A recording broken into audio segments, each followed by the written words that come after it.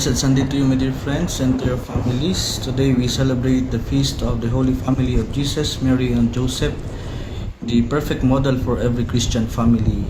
And our readings today reminds us that holiness in family is lived in simple and everyday love. For the children, the book of Sirach tells us honoring our parents brings blessings. Pinapakinggan ng Diyos ang ating mga panalangin, pinapatawad tayo sa mga kasalanan, at mahaba ang ating buhay. Respect and obedience to our parents are not burdens, kundi sila ay daanan para sa biyaya ng Diyos. Parents, mag-asawa, sa second reading si St. Paul ay pinapalalahanan tayo, love one another, avoid bitterness, and never discourage your children.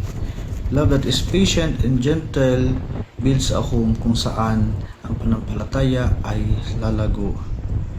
My dear friends, batid po natin na wala pong perpektong pamilya because wala pong perpektong asawa, walang perpektong anak, walang perpektong kapatid.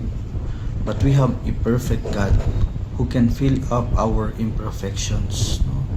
Hindi man tayo maging perpektong pamilya, but we could be a holy family like the family of Mary, Joseph, and Jesus.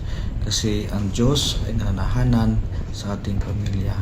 So my dear friends, let us pray. In the name of the Father, the Son, the Holy Spirit. Amen.